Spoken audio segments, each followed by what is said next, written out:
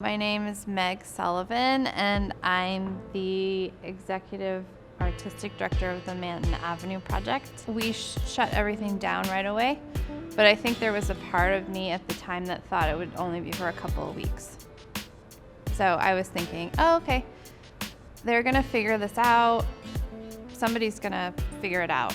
Scientists are gonna figure it out really fast. And we're gonna be able to go back. I think the day that I realized it was going to be more serious and more long-term, I don't remember actually what the date was, but I made like a really, really makeshift crappy mask that I just made out of like anything I could find at home. And I made it really fast, and I made one for my mom.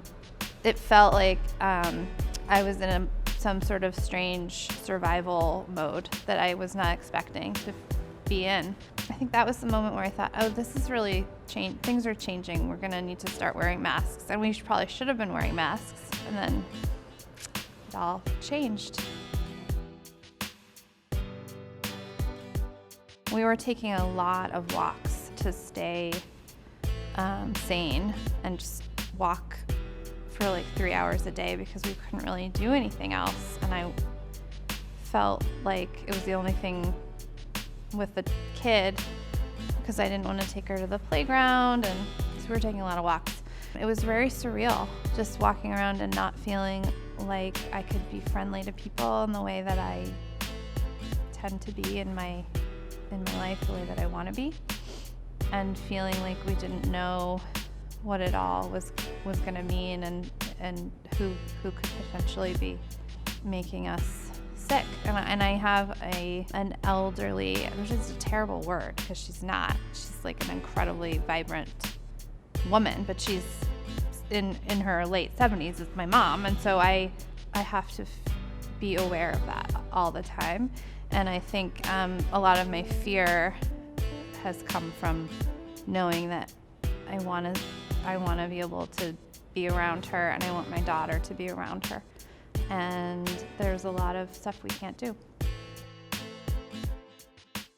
There's two giant things that have been, to me, the most important takeaways of this whole thing. I mean, there's a lot of important takeaways, but the value of the people in my life. So my students, how much I've missed them, and the time that we've had together as a group in the clubhouse, in each other's presence, doing theater together, being together as humans. When that is gone, when it went away, and then this extended period of not having that presence, I just really appreciate the time that we've had before.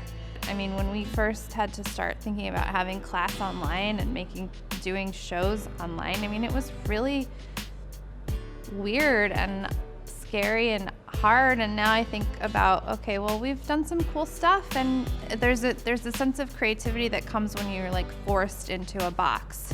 And that is something I think is really important to remember, that we're all really resilient and that we can figure it out if we're faced with something really challenging. I mean, I really just can't wait to have a big party. I think about it all the time. Just a big gathering with everybody there, just hanging out and being really close to each other and talking and dancing, and that's what I keep thinking about. That's where I am now. I'm just really tired of this. I'm ready for a big party. And there's a lot that I'm angry about, and I probably didn't express that.